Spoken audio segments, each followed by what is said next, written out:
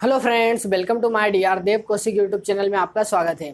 आज हम स्टार्ट करने वाले हैं सामान्य हिंदी, जो कि स्टार्ट करते हैं वर्णमाला। आखिर वर्णमाला क्या है और वर्णमाला में स्वर कितने होते हैं, व्यंजन कितने होते हैं, वर्णमाला को कब शामिल किया गया है, आखिर वर्णमाला क्या है। क्वेश्चंस यही होता है कि आखिर वर्णमाला क्या है। क्लियर हुआ? तो आज की क्लास में हम समझेंगे ओनली सिर्फ वर्णमाला कि वर्णमाला में क्या क्या होता है, कितने स्वर होते हैं, कितने व्यंजन होते हैं, आखिर वर्णमाला में कितने वर्ण होते हैं। क्लियर हुआ? तो हम देखते हैं आज वर्णमाला। तो वर्णमाला जो है वो वैज्ञानिकी शब्दावली आयोग दिल्ली के द्वारा 1960 से लेकर 1961 और 61 के द्वारा वर्णों का जो सुव्यवस्थित क्रम है उसी को वर्णमाला कहा गया है।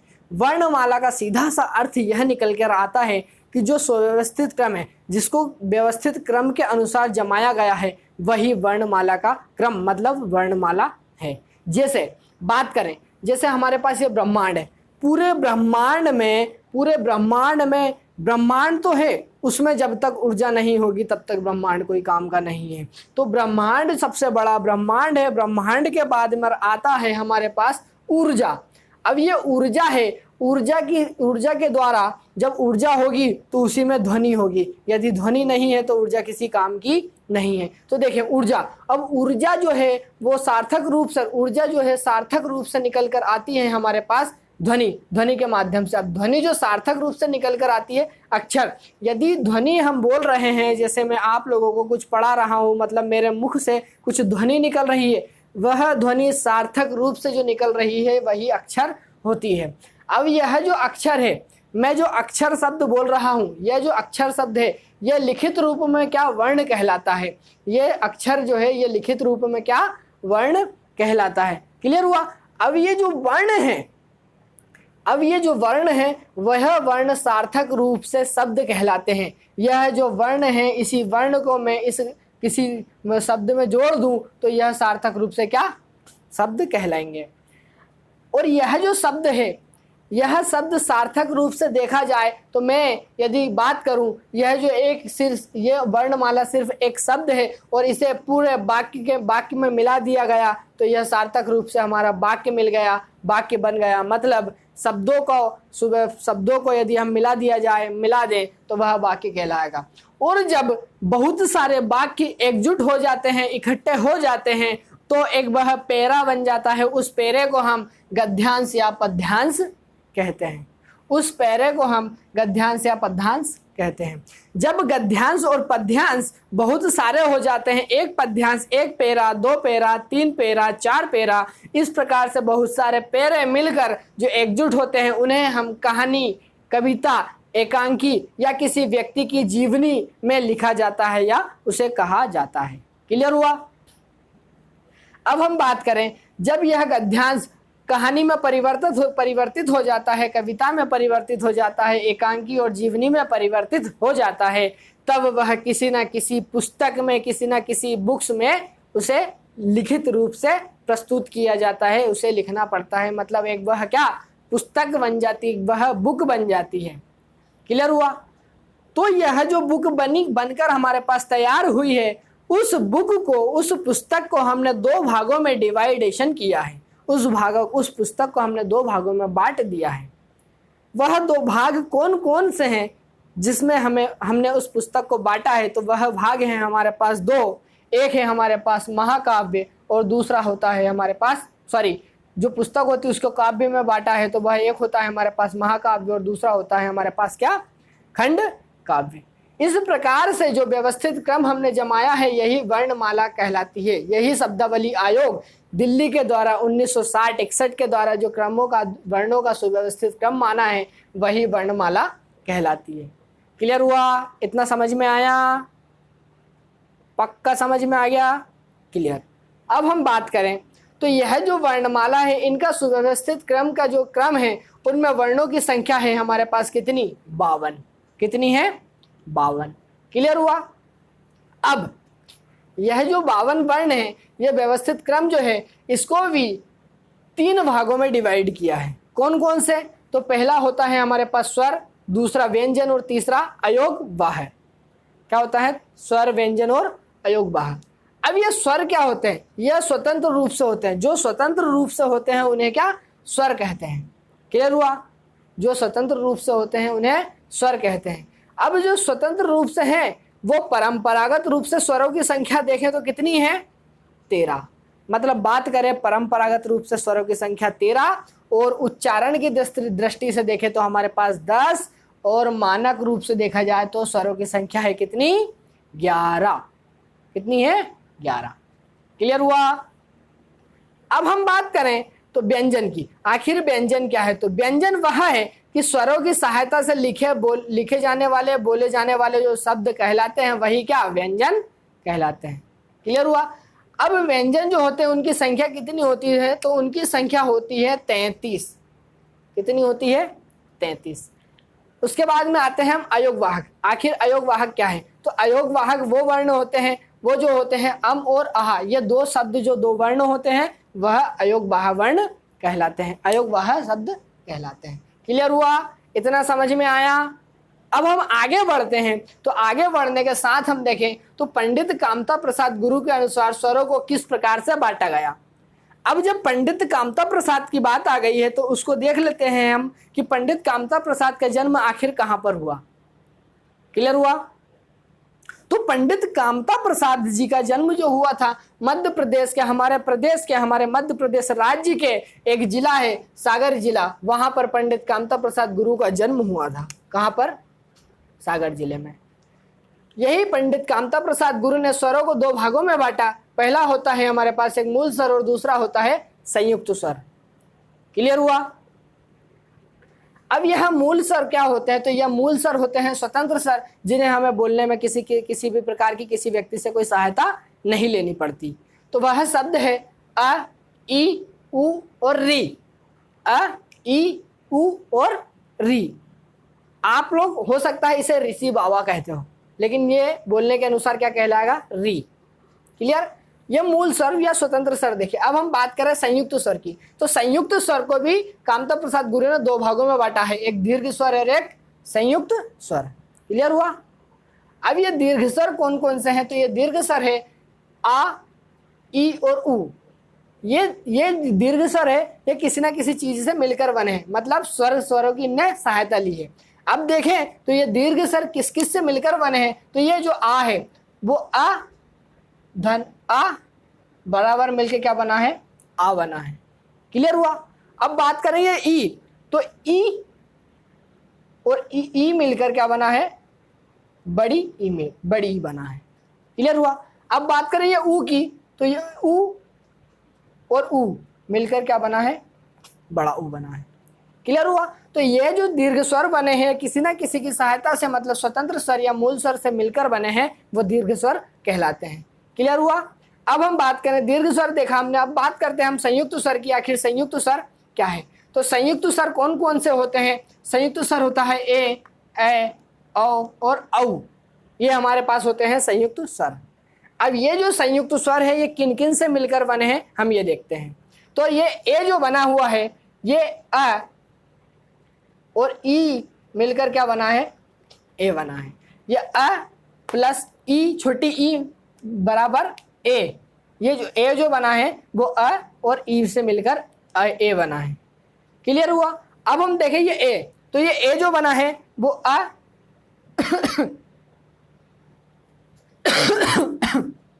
अ धन ए। ये जो ए जो बना है वो इससे बनेगा, तो ये ए जो बना है वो अ और ये ए इससे मिलकर क्या बना है, आई बना है।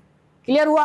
अब ये जो ओ जो बना है वो किससे मिलकर बना है, तो अ धन ए बराबर ये ओ, तो अ धन ये ए से आई से मिलकर क्या बना है, हमारे पास ओ बना है। क्लियर। अब हम बात करें तो ये ओ की, तो ये ओ कैसे बनकर अ धन ओ से मिलकर क्या बना है, औ बना है। क्या बना है हमारे पास, औ बना है। इस प्रकार से हमने देखा कि संयुक्त स्वर क्या होते हैं। क्लियर हुआ। तो संयुक्त स्वर हमने देखा और दीर्घ स्वर देखा, आखिर दीर्घ स्वर और संयुक्त स्वर क्या होते हैं। अब हम बात करते हैं अर्ध स्वर की, तो अर्ध स्वर क्या होते हैं, अर्ध स्वर क्या होते हैं। क्लियर हुआ। ये समझ में आया दीर्घ स्वर क्या होता है और संयुक्त स्वर क्या होता है। और किस प्रकार से इनको बनाया जाता है ये समझें। जब हम इसका संधि विच्छेद करेंगे तो आप लोगों को बहुत ही अच्छे तरीके से मैं समझाऊंगा, बहुत ही शानदार, बहुत ही सरल ट्रिक से आप लोग पूर्ण संधि को कर पाएंगे। क्लियर हुआ?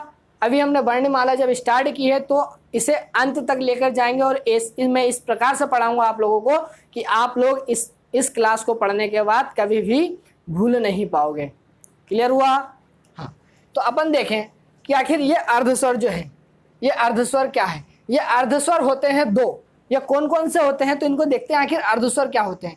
ये अर्धस्वर वे ध्वनियां हैं ये अर्धस्वर वे ध्वनियां हैं जो कभी न कभी स्वर से प्रतीत होती हैं। ये अर्धस्वर वे ध्वनियां हैं जो कभी न कभी स्वर से प्रतीत होती है और कभी व्यंजन से प्रतीत होती है। बात करें तो ये कभी न कभी तो स्वर और कभी व्यंजन से प्रतीत होती है, व्यंजन से प्रतीत होती है। ठीक है, उन्हें क्या बोलते हैं? हम अर्धस्वर कहते हैं। ठीक है, इन्हें आधे स्वर व आधे व्यंजन का इनमें जो है कि आधे स्वर और आधे व्यंजन का उच्चारण होता है काई में, अर्धस्वर में। ठीक है, बात करें तो य और ब, जैसे ब जो बोला है उसमें ब के साथ में लास्ट में आ रहा, ब ब इस प्रकार से जो है क्या है, ब आ रहा है। ठीक है, अब अपन समझे आखिर वर्णमाला क्या है। तो मैंने आप लोगों को सामने ये पूरी वर्णमाला जो लिखी है, ये आखिर वर्णमाला आखिर क्या है।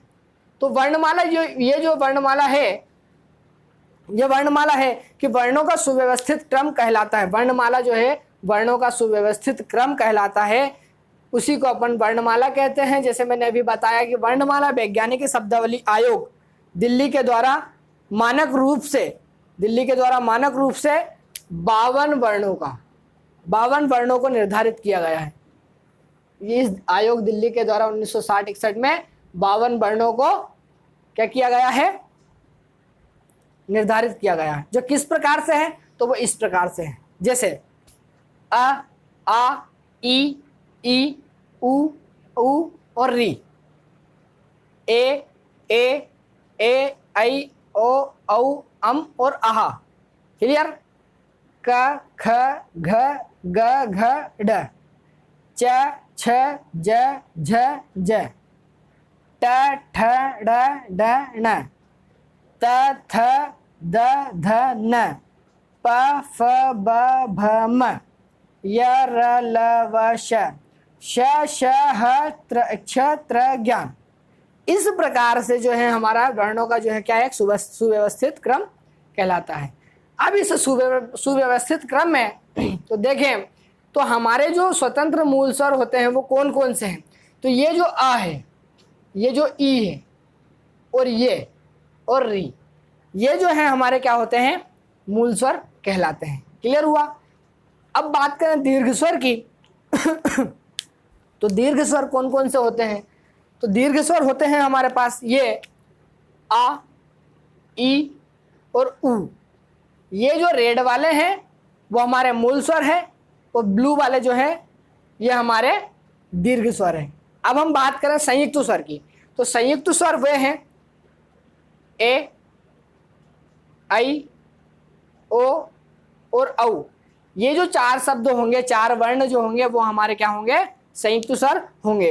अब लास्ट में बचा है हमारे पास क्या, अम और आहा। ये अम और आहा जो होंगे वो हमारे क्या होंगे, अयोग वाहक वर्ण होंगे। क्लियर हुआ? तो इस प्रकार से अपन ने देखा। अब बाकी का जो बचा हुआ है वह ये जो होंगे वो हमारे क्या होंगे, व्यंजन होंगे। अब इन व्यंजनों में भी कुछ अलग अलग टाइप के व्यंजन होते हैं, वो मैं आगे जब व्यंजन की क्लास करवाऊंगा तब उनमें आप लोगों को बहुत ही अच्छे तरीके से क्लियर करूंगा। क्लियर हुआ? अब हम बात करें, ये चीज समझी, तो अब हम देखते हैं कि अक्षर, आखिर अक्षर क्या है। ये अपन ने यहाँ पर देखा अक्षर।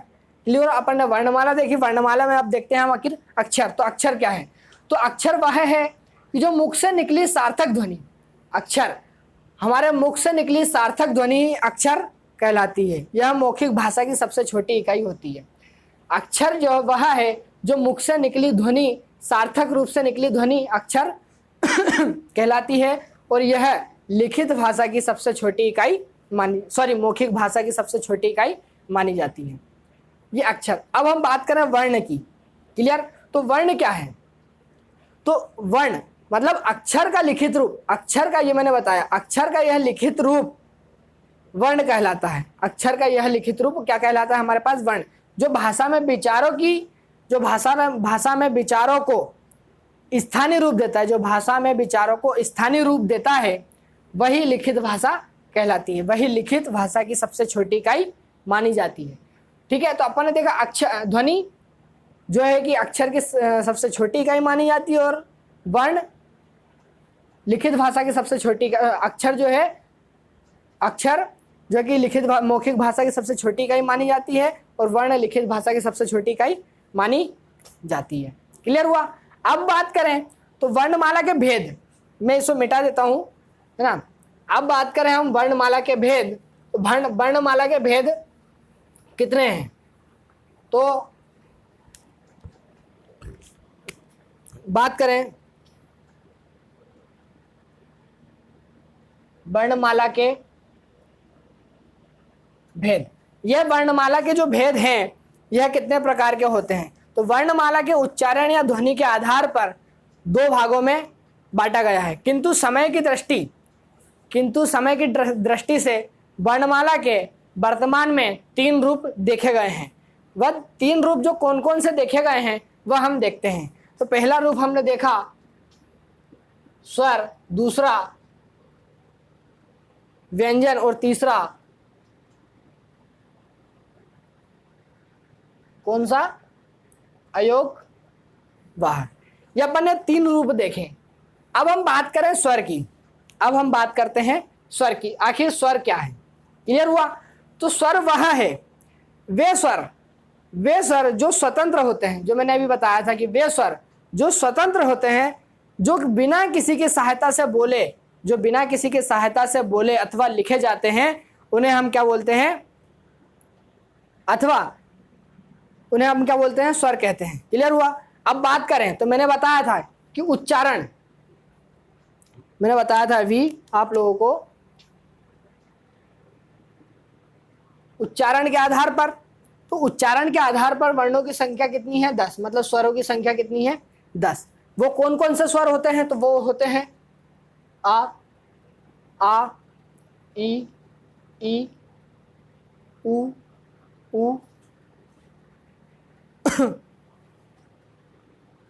ए, आई, ओ और औ। ये उच्चारण की दृष्टि में देखा जाए तो स्वरों की संख्या 10 है। देखिए 1 2 3 4 5 6 7 8 9 10, ये हमारे टोटल स्वर कितने होगा? 10। तो मतलब स्वरों की संख्या उच्चारण के आधार पर कितनी है? 10 है। क्लियर हुआ?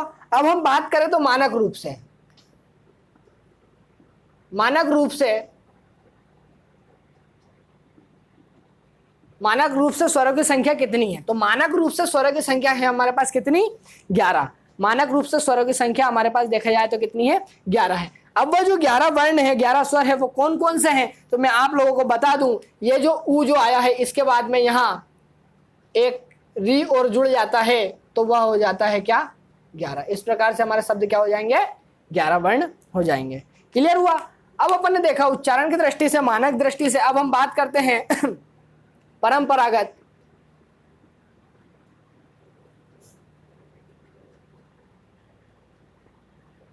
परंपरागत, तो परंपरागत रूप से स्वरों की संख्या कितनी है? 13।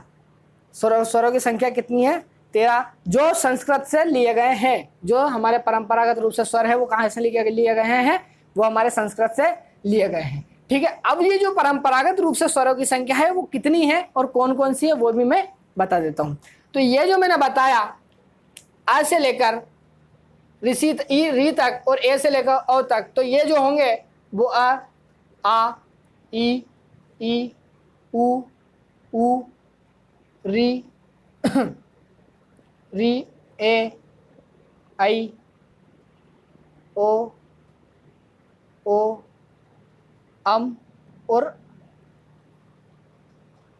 आह।